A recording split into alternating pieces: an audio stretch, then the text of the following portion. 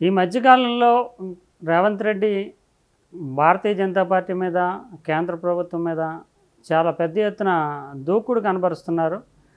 ఇటీవల చూసాం మనం ఏఐసీసీ సమావేశాల్లో కూడా రేవంత్ రెడ్డి బ్రిటిష్ వాళ్ళతోటి బీజేపీని పోలుస్తూ ఆయన చేసినటువంటి వ్యాఖ్యలు వైరల్గా మారటము, ఏఐసీసీ సమావేశాల్లోనే రేవంత్ రెడ్డి చేసినటువంటి ప్రసంగానికి పెద్ద ఎత్తున ప్రశంసలు రావడము, ఇది భారతీయ జనతా పార్టీ కేంద్ర నాయకత్వం దృష్టిలో కూడా పడింది. తాజాగా దీనికి ప్రతిస్పందన అన్నట్లుగా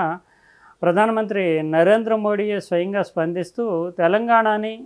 ఇండైరెక్ట్గా చూస్తే కనుక రేవంత్ రెడ్డి ప్రభుత్వాన్ని టార్గెట్ చేసుకుంటూ కొన్ని వ్యాఖ్యలు చేయడం అనేది ఇప్పుడు మీడియాలో పెద్ద ఎత్తున చర్చకు తావిస్తోంది. ఆయన చేసినటువంటి వ్యాఖ్యలకి ప్రతిస్పందన అందామా, లేదంటే సుప్రీంకోర్టులో ఆల్రెడీ ఒక పిటిషన్ విచారణలో ఉండడము, తర్వాత తెలంగాణ పౌర సమాజం పెద్ద ఎత్తున రేవంత్ రెడ్డి ప్రభుత్వం తీసుకునేటటువంటి నిర్ణయం హెచ్సియు భూములకు సంబంధించి ఆ నిర్ణయానికి ప్రతికూలంగా వ్యతిరేకంగా ఆందోళన చేపట్టడము, అన్ని రాజకీయ పక్షాలు కాంగ్రెస్ మినహా మిగిలిన రాజకీయ పక్షాలన్నీ కూడా దీనిపైన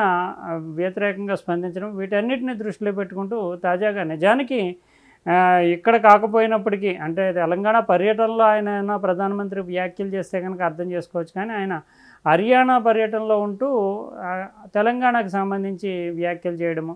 అటవీ భూములపైన బుల్డోజర్లు నడుపుతోంది తెలంగాణ ప్రభుత్వం, కాంగ్రెస్ ప్రభుత్వం అంటూ ఆయన వ్యాఖ్యలు చేయడం, అదే సందర్భంలో ముఖ్యంగా వక్ఫ్ చట్టాన్ని సవరించినటువంటి వక్ఫ్ చట్టాన్ని ఇంప్లిమెంట్ చేయకూడదు అంటూ తెలంగాణ ప్రభుత్వం కూడా తాజాగా నిర్ణయం తీసుకున్నట్లుగా తెలుస్తోంది. దీన్ని అధికారికంగా ప్రకటించాల్సి ఉంది. దీన్ని కూడా దృష్టిలో పెట్టుకుంటూ ప్రధానమంత్రి అసలు ముస్లింల మీద ప్రేమ ఉంటే కనుక అసలు కాంగ్రెస్ పార్టీ అధ్యక్షుడిగానే ముస్లింను పెట్టాలని ఒక ఛాలెంజ్ విసరటము, ఓవరాల్గా చూస్తే కనుక రేవంత్ రెడ్డి ప్రభుత్వం మీద ప్రత్యేకంగా కేంద్ర ప్రభుత్వం దృష్టి పెట్టినట్లుగానే అర్థమవుతుంది. ఇప్పటికే ఈ తెలంగాణలో జరుగుతున్నటువంటి నిర్ణయాలు కావచ్చు, తెలంగాణకు సంబంధించి తీసుకుంటున్నటువంటి చర్యలు కావచ్చు, వీటన్నిటిపైన ఇంటెలిజెన్స్ నివేదికలు కేంద్రం వద్ద సిద్ధంగా ఉన్నాయి. అందులోని రేవంత్ రెడ్డి తాడోపేడో అన్నట్లుగానే అటు బీఆర్ఎస్ తోటి సమానంగానే బీజేపీని ఎదుర్కొనేందుకు ప్రయత్నం చేయడము, బీజేపీని ఎట్టి పరిస్థితుల్లోనే అంటే బీజేపీ ఎదిగితే కనుక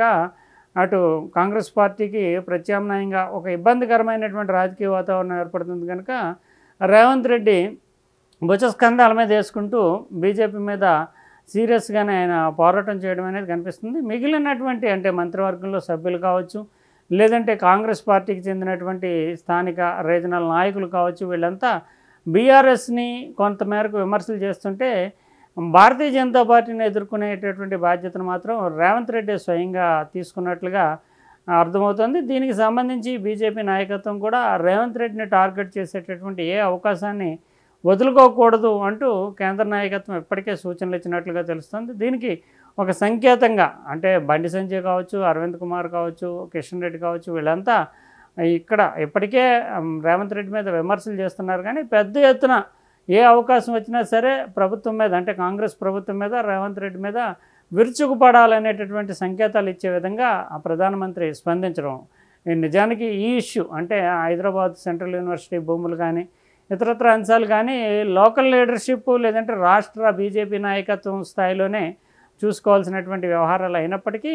రేవంత్ రెడ్డి ప్రభుత్వాన్ని కాంగ్రెస్ని టార్గెట్ చేసేందుకు అవకాశం ఉంది కనుక ప్రధానమంత్రి స్వయంగా ఈ విషయం మీద స్పందించాలని నిర్ణయించుకోవడం, వేదిక కాకపోయినా సరే వేరే వేదికను కూడా వినియోగించుకుంటూ కాంగ్రెస్ని తూర్పారబెట్టేందుకు లేదంటే కాంగ్రెస్ని వేలెత్తి చూపించేందుకు హెచ్సియు ఇష్యూని ఒక ప్రధానమైనటువంటి మేజర్ పొలిటికల్ ఇష్యూగా కేంద్ర నాయకత్వం బీజేపీ తీసుకుంటూ ప్రధానమంత్రి ద్వారా స్పందన వ్యక్తం చేయడం అనేది జరిగినట్లుగా పరిశీలకులు చెప్తున్నారు. ఏదేమైనా గతంలోంచి కూడా రేవంత్ రెడ్డి బీజేపీ నాయకత్వానికి ఒక కంటిలోని నలుసు కిందే మారాడని చెప్పాల్సి ఉంటుంది. లోక్సభ ఎన్నికలకు ముందే ఆయన ఒక ప్రత్యేకమైనటువంటి ఎజెండాను పెట్టుకుని నేషనల్ ఎజెండాలో బీజేపీని ఎదుర్కోవడానికి రాజ్యాంగానికి సంబంధించినటువంటి సవరణలు చేయడం ద్వారా రిజర్వేషన్లకే ఎసరు పెట్టేటటువంటి అవకాశం ఉంది. భారతీయ జనతా పార్టీకి కనుక అత్యధిక సంఖ్యలో సీట్లు వస్తే కనుక లోక్సభ స్థానాలు బీజేపీ రిజర్వేషన్లకే ఎగనామం పెడుతుందంటూ ఒక కొత్త ఇష్యూని ఫోకస్ చేయడం ద్వారా కాంగ్రెస్ పార్టీ ఓవరాల్గా ఆ ఇష్యూని ఓనప్ చేసుకుంటూ దేశవ్యాప్తంగా బీజేపీ వ్యతిరేక ప్రచారం చేయడానికి కూడా అవసరమైనటువంటి ముడిసరుకు హింట్స్ని ఇక్కడ నుంచి అంటే తెలంగాణ నుంచే రేవంత్ రెడ్డి దానికి సంబంధించినటువంటి ఒక ఎజెండాను ఫిక్స్ చేసి కాంగ్రెస్ పార్టీకి ఒక ప్రధానమైనటువంటి రాజకీయ అస్త్రంగా అందించారు. దానివల్ల కొంతమేరకు భారతీయ జనతా పార్టీ ఇబ్బంది పడినటువంటి వాతావరణం కూడా జాతీయ స్థాయిలో కనిపించింది. ఏదేమైనా ఇప్పుడు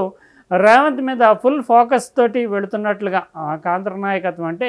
బీజేపీ కేంద్ర నాయకత్వము రేవంత్ దూకుడు కావచ్చు, ఆయన తీసుకుంటున్నటువంటి నిర్ణయాలు కావచ్చు, కులగణన ఇష్యూని కూడా ఇక్కడ కులగణన చేయడం ద్వారా కాంగ్రెస్ చేతిలో ఒక ఎజెండాను పెడుతూ అది భారతీయ జనతా పార్టీకి పొలిటికల్గా ఇబ్బందికరంగా మార్చేందుకు కూడా టూల్స్ తోటి ముందుకు కదులుతున్నట్లుగా కేంద్ర నాయకత్వం అంటే బీజేపీ నాయకత్వం గ్రహించింది. దీన్ని రాహుల్ గాంధీ పదే పదే ఇక్కడ చేసినటువంటి తెలంగాణలో చేసినటువంటి బీసీ కులగణన అనేది జాతీయ స్థాయిలో ఇంప్లిమెంట్ చేస్తామంటూ చెప్పడము, బీసీలు తమకు చెందినటువంటి వాళ్ళు వారి యొక్క అభ్యున్నతికి కృషి చేస్తున్నామంటూ స్వయంగా ప్రధానమంత్రి బీసీ నాయకుడు అని చెప్పడం ద్వారా బీజేపీ బలపడాలని చూస్తుంటే బీసీ కులగణన ద్వారా వాళ్ళ ఆర్థిక అభివృద్ధికి రిజర్వేషన్ల పెంపుదలకి కాంగ్రెస్ పార్టీ కట్టుబడి ఉందంటూ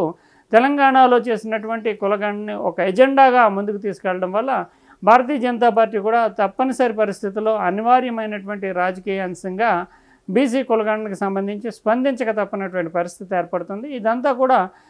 రేవంత్ రెడ్డి ప్రభుత్వము భారతీయ జనతా పార్టీకి కాంగ్రెస్ చేతిలో అస్త్రాలు ఉంచడం ద్వారా జాతీయ స్థాయిలోనే స్పందింపజేయక తప్పనటువంటి ఒక పరిస్థితిని ఏర్పాటు చేస్తున్నారని భారతీయ జనతా పార్టీ నాయకత్వం గ్రహించింది. అందువల్లనే ఇప్పుడు ప్రధానమంత్రి నుంచి ఆ రకమైనటువంటి స్పందన వచ్చినట్లుగా చెప్తున్నారు. ఇంకా భవిష్యత్తులో ఒకవేళ ఇక్కడ ఉండేటటువంటి రాష్ట్ర ప్రభుత్వం ఏ రకమైనటువంటి సాంకేతికంగా కానీ టెక్నికల్గా కానీ ఇంకా రకరకాల రూపాల్లో అంటే ముఖ్యంగా ఆర్థిక వనరుల పరంగా కానీ ఏ రకమైన ఇబ్బంది ఏర్పడినా దాన్ని ఒక రాజకీయ అస్త్రంగా మలుచుకుంటూ బీజేపీ నాయకత్వం తెలంగాణలో కాంగ్రెస్ ప్రభుత్వాన్ని ఎదుర్కోవడానికి సిద్ధం కావాలనేటటువంటి సంకేతాలని